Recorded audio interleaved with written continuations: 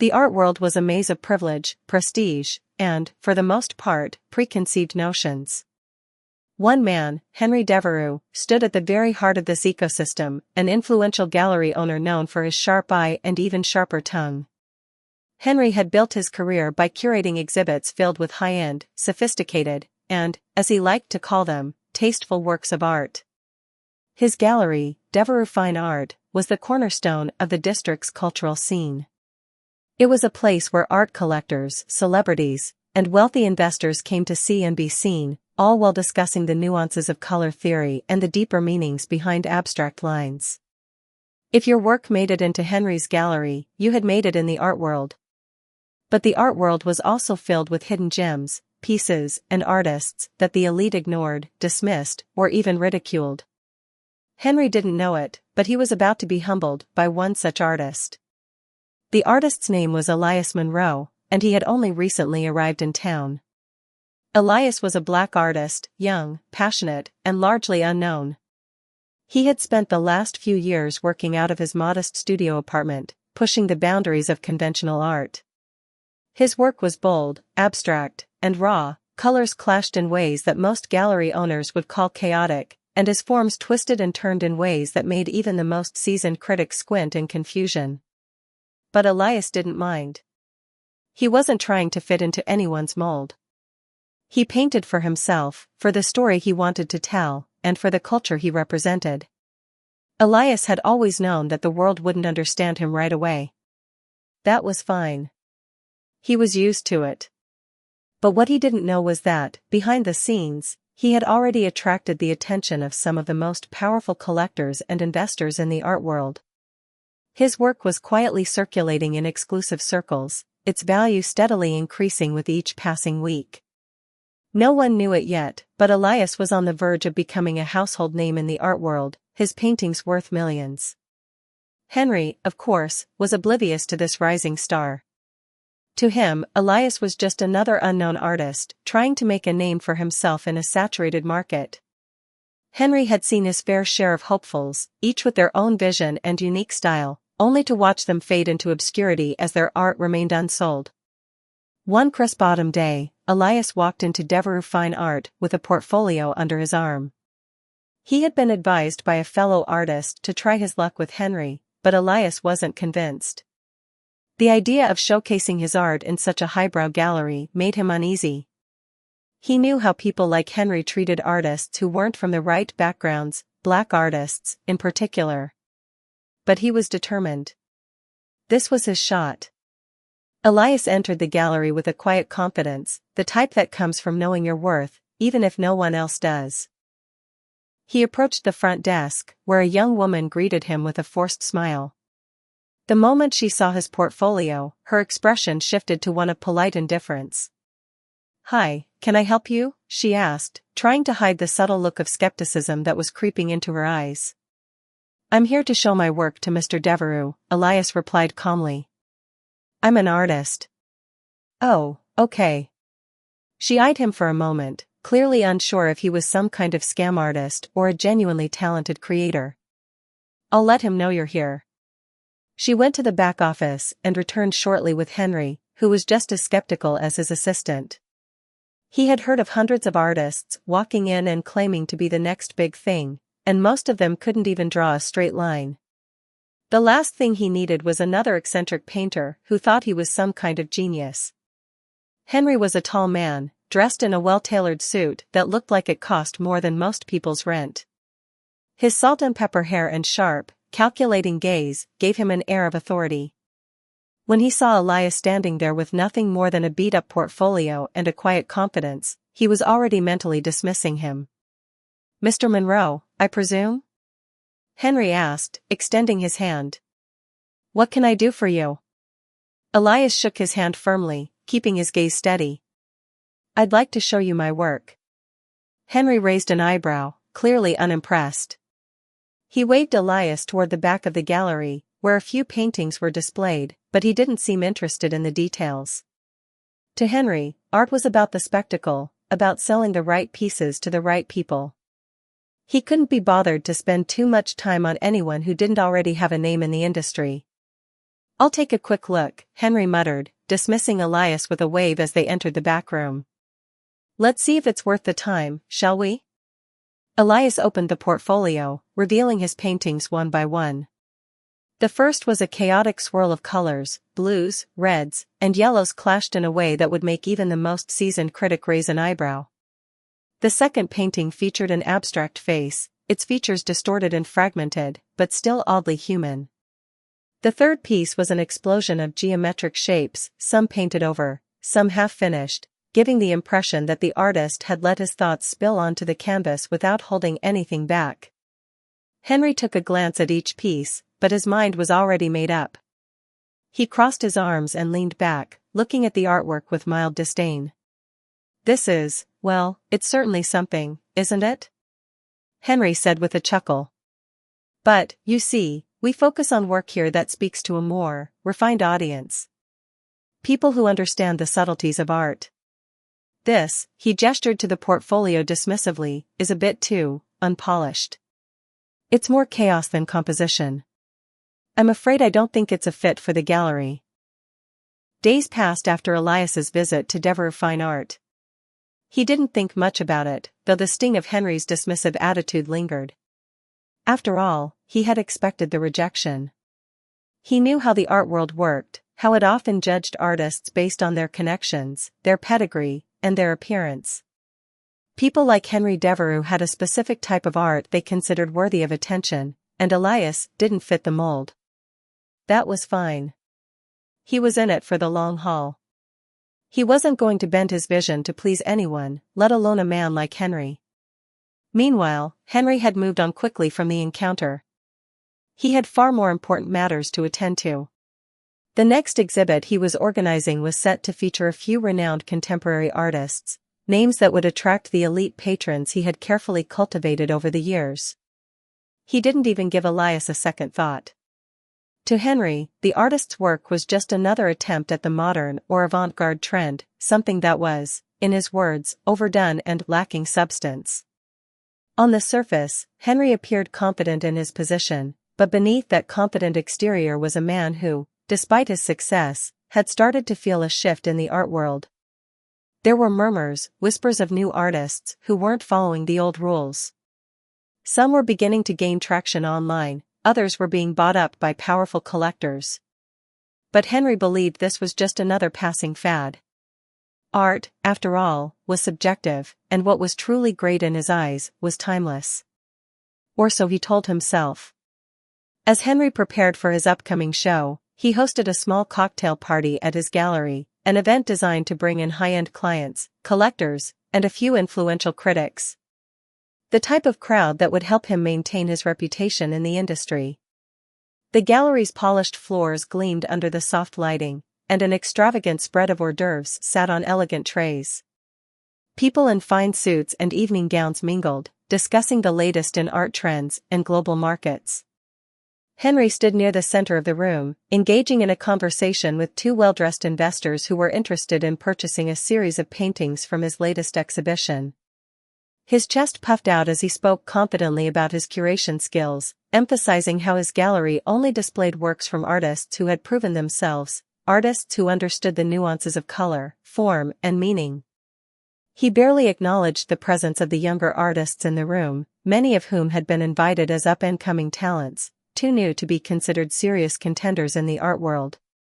The conversation turned to the art market, and one of the investors asked Henry his thoughts on some of the more recent trends in contemporary art. Henry's response was as predictable as it was dismissive.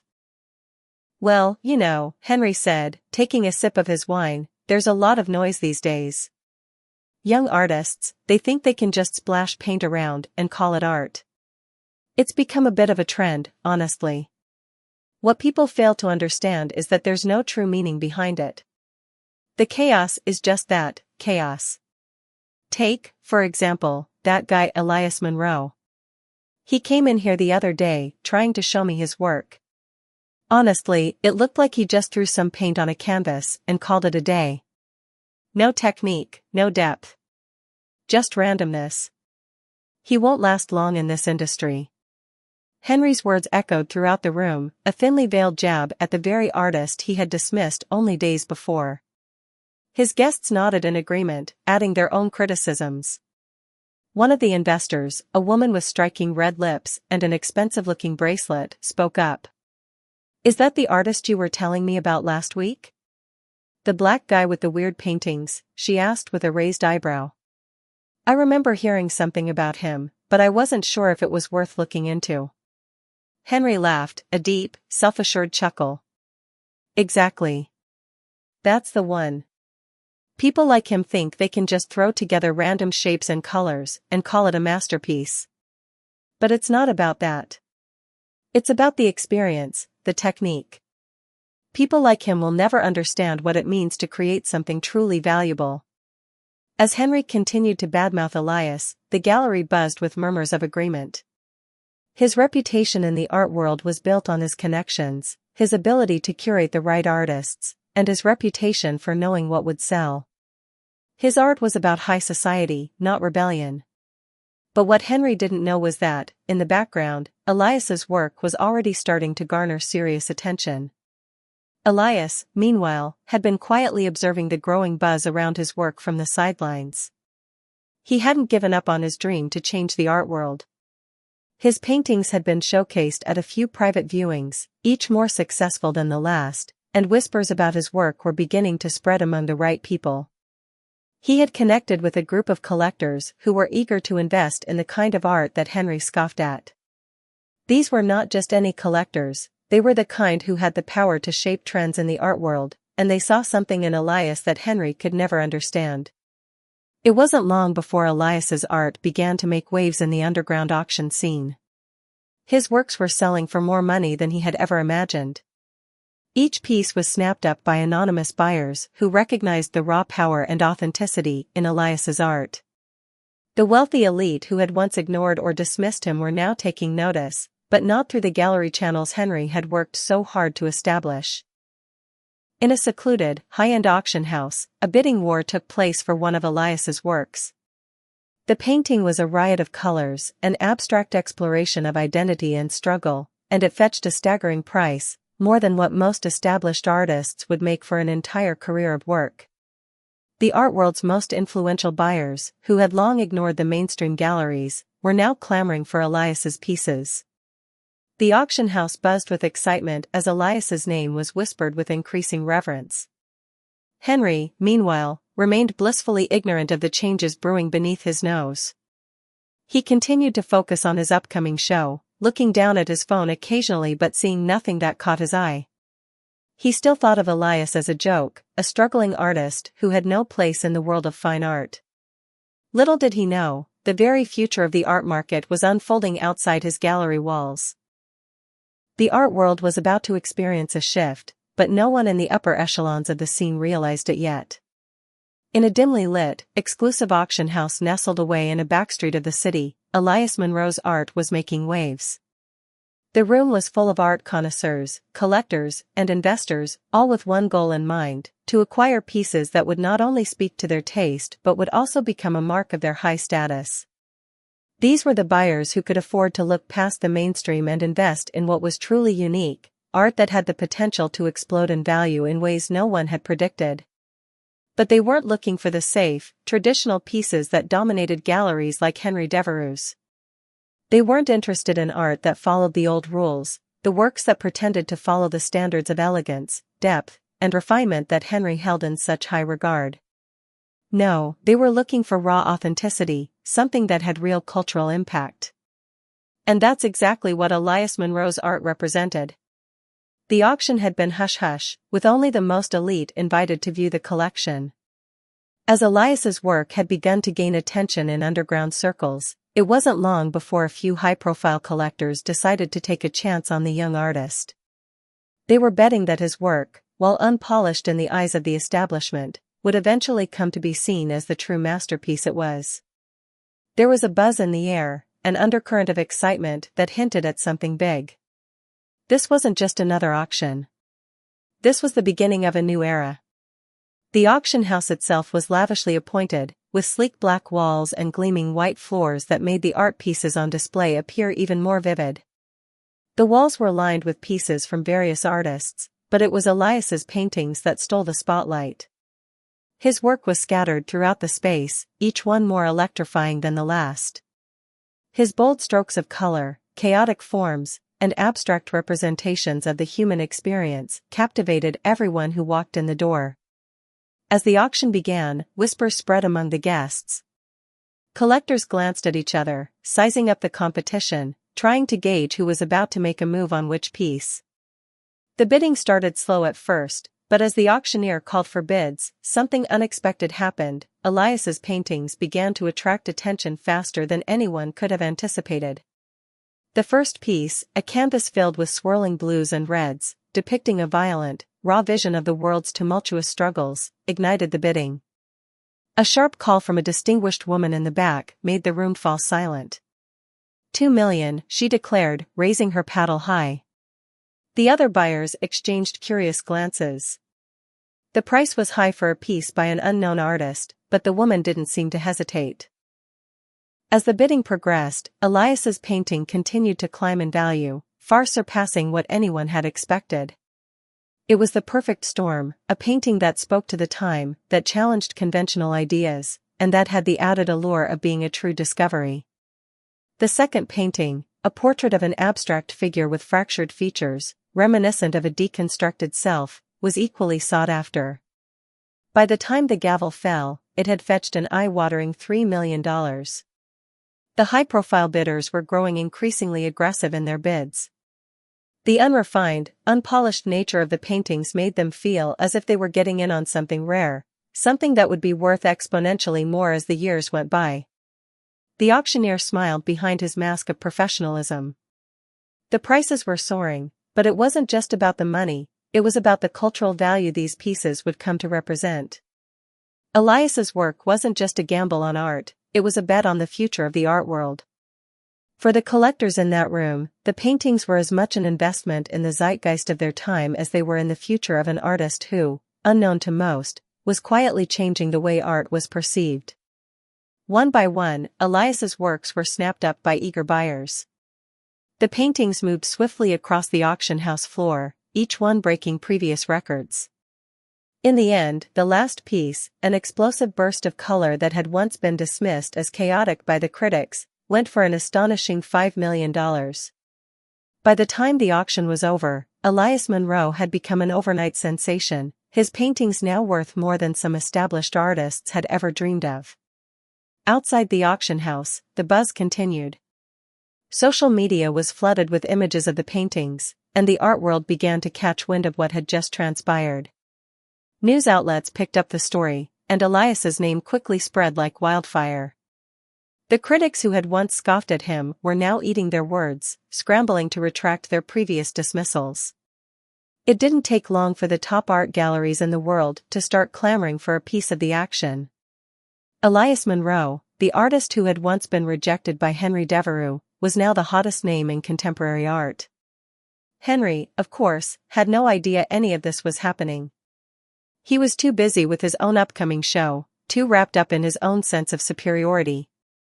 To him, art still had to follow a particular set of rules, it had to be refined, it had to be beautiful in the traditional sense, and it had to appeal to the kind of wealthy patrons who had always supported his gallery. He couldn't fathom the idea that something so unconventional, so chaotic, could suddenly be worth millions. Henry was preparing for a private viewing in the back of his gallery. He had a few prominent clients lined up, investors, collectors, and art critics who were there to appreciate the kind of art he believed was worthy of their attention. He adjusted the glasses on the bridge of his nose and straightened his suit as he paced back and forth, preparing his pitch for the evening. The air was thick with the scent of expensive wine and polished wood, but Henry had something else on his mind. He was feeling unusually confident.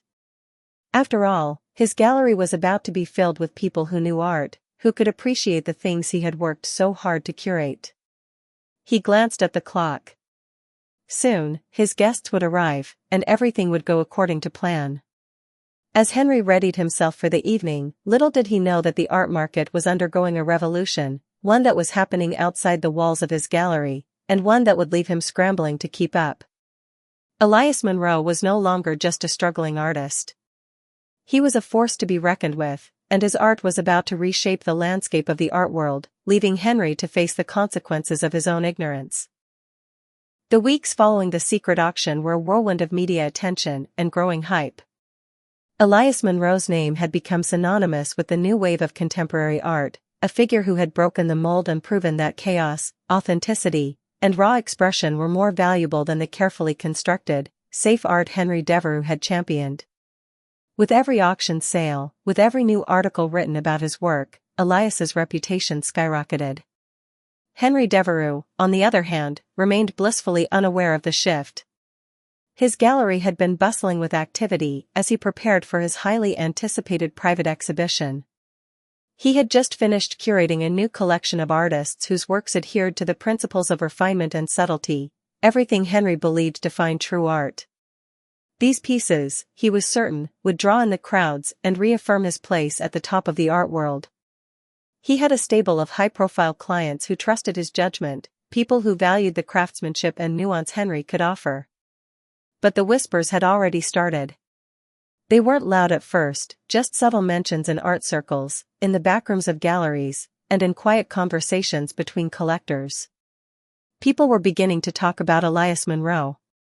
They whispered about his work as if they were discussing a secret treasure, something the rest of the world had yet to discover. But this was the art world, secrets had a way of coming to light.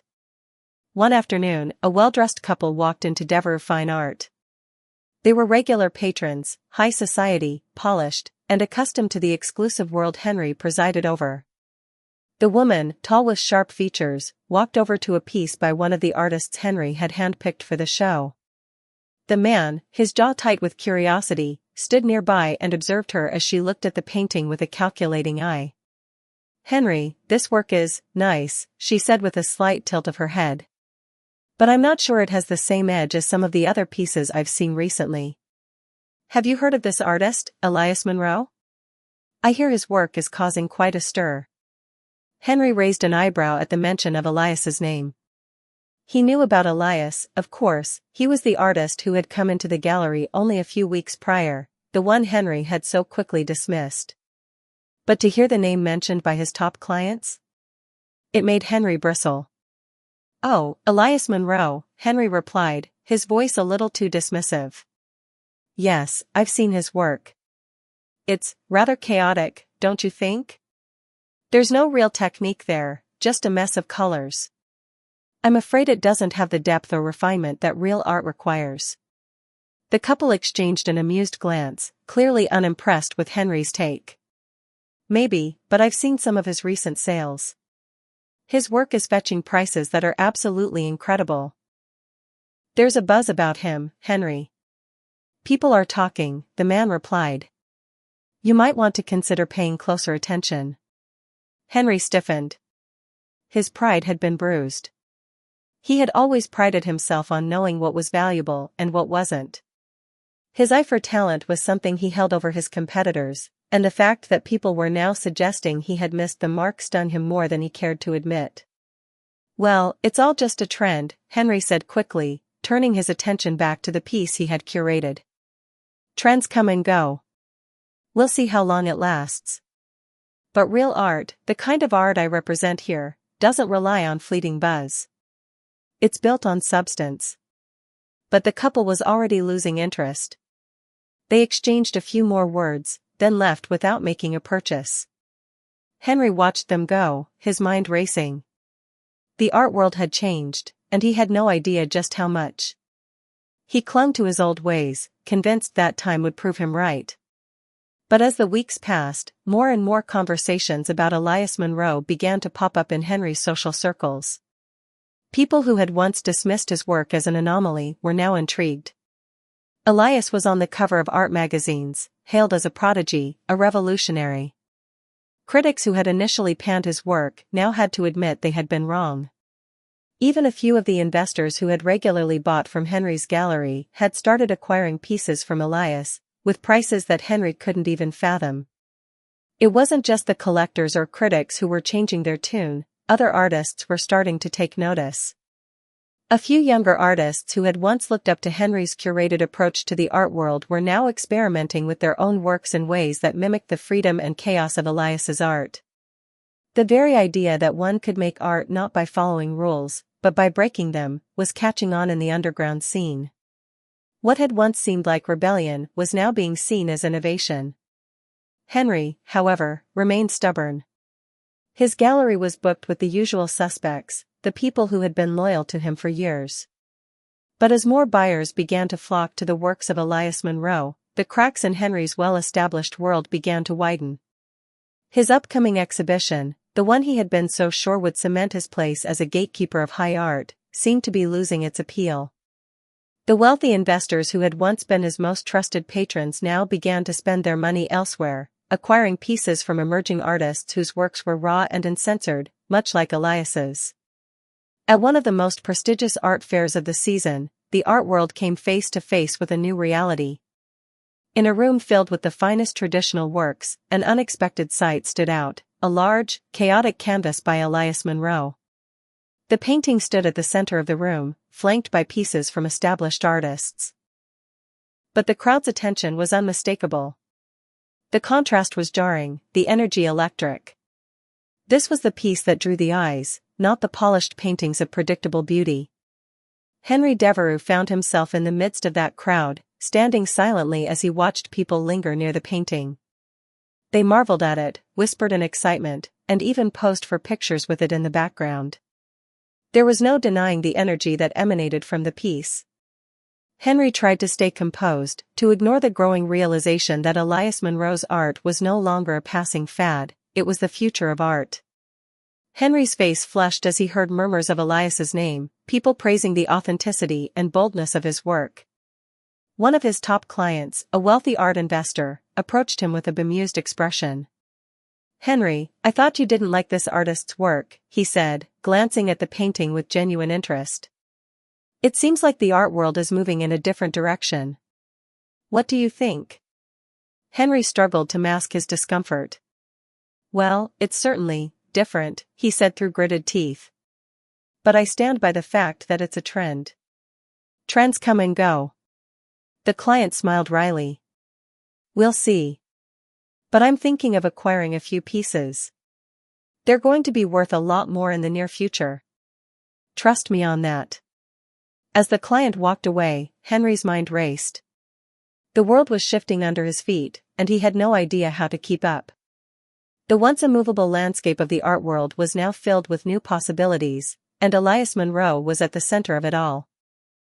It wasn't long before Elias Munro's meteoric rise reached the ears of the most influential figures in the art world.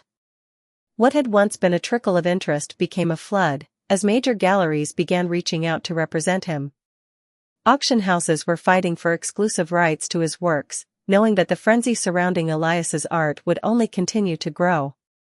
The market for his pieces skyrocketed, each canvas selling for far more than anyone had predicted. Collectors, investors, and even celebrities were clamoring to get their hands on one of Elias's pieces.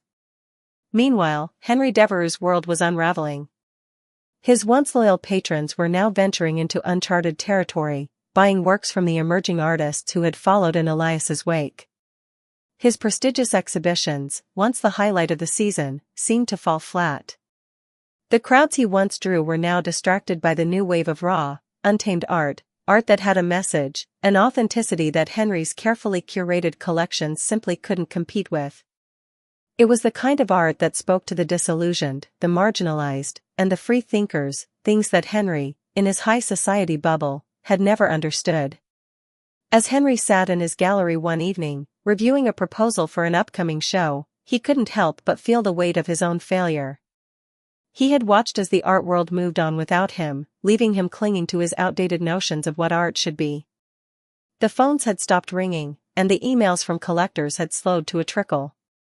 Henry had always prided himself on knowing what was valuable, but now he felt like a relic. His expertise was no longer enough in this new era. His thoughts were interrupted by a soft knock at the door. A familiar voice called out from the hallway. "Henry, there's someone here to see you." Henry glanced up, surprised. He wasn't expecting any visitors, let alone someone who would be interested in his current offerings. But as he stepped out from behind his desk and into the gallery's main showroom, he was greeted by an unexpected sight. Standing before him was Elias Monroe. For a moment, Henry stood frozen, unsure of how to react. He had heard whispers of Elias being everywhere, press events, gallery openings, private viewings, but to see the man himself standing in front of him, unannounced, was something else entirely. Elias looked much like Henry remembered, tall, with an easy confidence, dressed in an unassuming black jacket and jeans.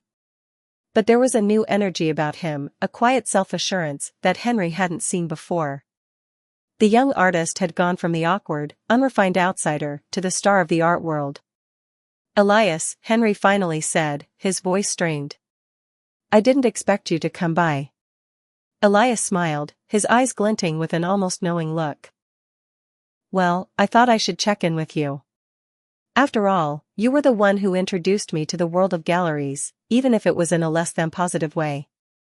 Elias's voice was calm, but there was an edge to it. He was clearly aware of the way Henry had dismissed him only weeks ago. Henry felt a pang of discomfort. "I thought you weren't interested in working with someone like me," he said, trying to regain some control over the conversation. Elias chuckled. "No, I wasn't. But things have changed. People like you," he gestured around the gallery, "are no longer the gatekeepers of the art world. It's not about refinement or substance anymore. It's about the message, the story. It's about authenticity." Henry bristled at the criticism, but he couldn't deny the truth behind Elias's words. The art world had been evolving, and he had been too blind to see it. The pieces that had once been considered valuable now seemed hollow and empty. His curated exhibitions no longer had the same weight, they lacked the fire that Elias's work carried. "I still believe in the traditional," Henry began, his voice defensive. "There's a place for what we've built here. This art is beautiful. It has value. It's what people appreciate." Elias didn't respond immediately. He simply looked around the room, his gaze lingering on the paintings that adorned Henry's walls. It was clear that he wasn't seeing the same things Henry saw. To him, these paintings felt stale, derivative. They were echoes of a past that no longer had relevance in the art world's future. "You're right, Henry," Elias said softly, his tone suddenly more serious. "There's a place for that kind of art. But it's not the future. People want something more. They want something real. They want art that speaks to them." Henry opened his mouth to argue, but Elias held up a hand, cutting him off. "And that's why I'm here," Elias continued. "I wanted to tell you that I'm grateful for your time, even if it was brief. You were one of the first people to see my work, to acknowledge it. But I've moved on, Henry. The world has moved on." Henry's face flushed with anger and embarrassment. He had been a gatekeeper, a curator who prided himself on finding the next big thing in art. But Elias had become the next big thing. And Henry hadn't been able to see it. "Are you saying you're done with me?" Henry asked, his voice hardening. Elias looked at him, his eyes clear and steady. "I'm not done with you, Henry. But I think you're done with yourself. You've been stuck in a time that's over. And that's okay. But you need to realize that not everything is about the past. The future is here, and it's not about the kind of art you show. It's about how you see the world." For a moment, Henry didn't know how to respond. The words stung, but they also hit closer to home than he cared to admit. He had spent so much time cultivating a reputation, surrounding himself with people who shared his view of art, that he had never allowed himself to see what was truly happening. Art wasn't a commodity to be curated and controlled. It was a reflection of the world, of the people who lived in it. "I guess I've missed the boat," Henry muttered, more to himself than to Elias. Elias smiled, the expression not one of mockery, but of understanding. "It's not too late, Henry. You can adapt. You can learn to see art for what it really is, what it means to people. But you'll have to let go of your ego first." With those words, Elias turned and walked toward the door. Henry stood rooted to the spot, the weight of his failures settling heavily on his shoulders. He had been so focused on maintaining control over his gallery, his reputation, that he had failed to see the wave of change coming. And now, it was too late. As Elias stepped out of the gallery, Henry remained where he stood, staring at the floor. The world outside had changed, and it was clear that he had not kept up. The future of the art world was no longer his to control. But maybe, just maybe, there was still a chance to learn, to evolve. As days passed, Henry found himself in a state of quiet contemplation, the words Elias had spoken haunting him. He had always prided himself on his deep knowledge of art, on his discerning eye for quality and craftsmanship. But now, everything he had built seemed irrelevant. He couldn't shake the feeling that he had missed something profound, that in his quest to curate the perfect, he had lost sight of what art truly meant. The gallery that had once felt like his fortress now felt more like a tomb, a place where the past was preserved but never allowed to breathe. The energy, the spark, that had once come from the art world had evaporated. And in its place was a creeping dread. Had he, Henry Devereux, become obsolete? Days turned into weeks, and still, the weight of Elias's words pressed on his chest. He began to study the works of emerging artists, visiting galleries that had once been beneath his radar. He started to see it, the raw emotion, the chaos, the freedom that these younger artists brought to their work. They were not bound by the rules he had spent his life promoting. They were unapologetically themselves, and their art reflected that. But while Henry was beginning to understand the shift, it was hard to shake the resentment that lingered in his chest. Elias had shown him a harsh truth: Henry was no longer in control. The art world had moved on without him, and the buyers were following the new wave. Henry had built his career on being the gatekeeper of real art, but now, the door was wide open, and he was left standing outside, unable to find his way back in. The tipping point came during a quiet evening in his gallery. Henry was alone, staring at an abstract piece that a once celebrated artist had created years ago. The colors and forms seemed flat, the execution perfect, but devoid of life. Henry felt the familiar stir of dissatisfaction that had been growing for months. He stood up, pacing the length of the gallery, his mind racing. "What have I done?" he thought to himself. "I built an empire on what I thought was art, but now I see, now I know, it was just an illusion. A carefully constructed lie." Suddenly, he had an idea. It was a spark of hope, small but undeniable. What if he could embrace the change? What if he could finally see art through the lens Elias had shown him, not as a commodity, not as something to control, but as a powerful force that had the potential to reflect the world as it truly was? That evening, Henry made a decision: he would reinvent himself. He would not cling to the past, instead, he would create a space where both established and emerging artists could coexist. He would bring together the old guard of art and the rebellious new voices, creating an environment where innovation and tradition could meet, clash, and ultimately give birth to something greater. It would not be easy, and it would certainly ruffle some feathers. But if the art world had taught him anything, it was that change, while often uncomfortable, was essential to growth. Henry knew that it was time to reach out to Elias. Weeks passed, and Henry began to reimagine his gallery. He threw out old ideas, rearranged the space, and reached out to artists he had once dismissed. He was still unsure of how his plan would unfold, but he knew one thing: it was no longer about control.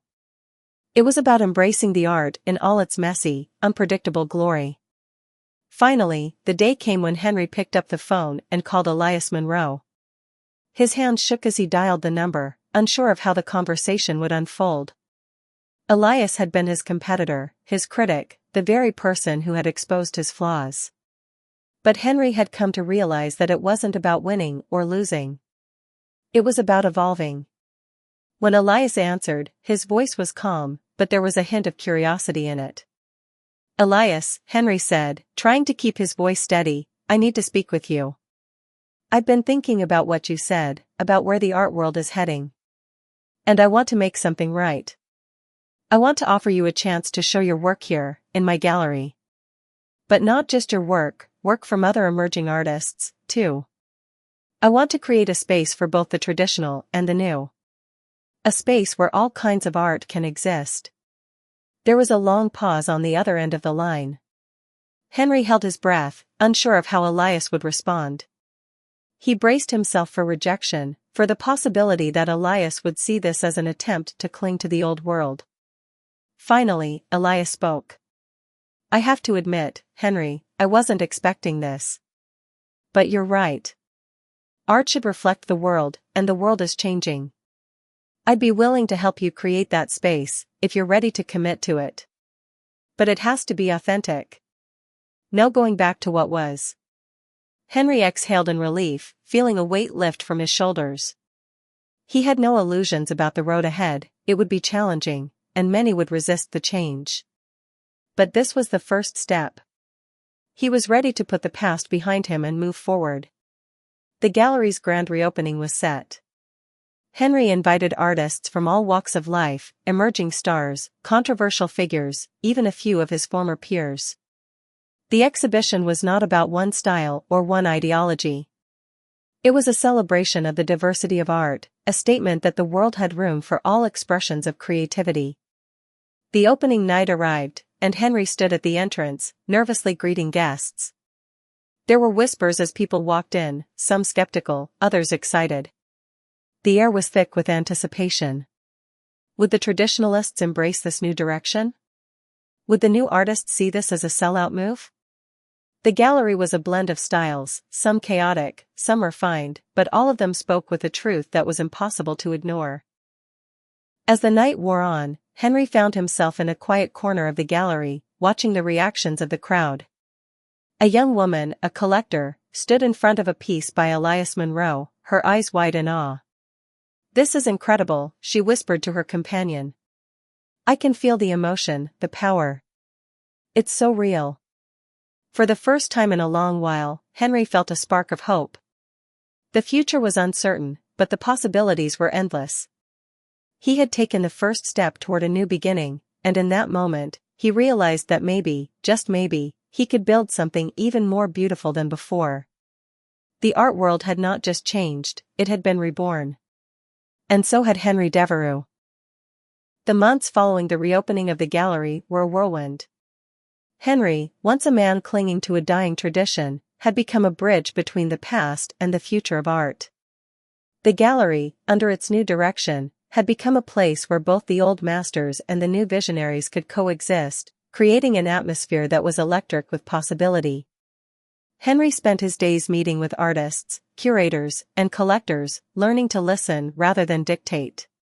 He began to understand that the power of art was not in its perfection, but in its ability to provoke, to move people, to ask questions. He no longer viewed himself as a gatekeeper, but as a facilitator, someone who could help bring art into the world, not control it. Elias Munro had become a key figure in the gallery's new direction. His work, along with that of other emerging artists, was shown alongside the pieces of artists who had once been seen as untouchable. Some of the old patrons of Henry's gallery were hesitant at first, unsure of the chaotic, abstract works that now hung on the walls. But as they spent more time in the space, something began to change. They began to see the raw emotion, the stories that these pieces told.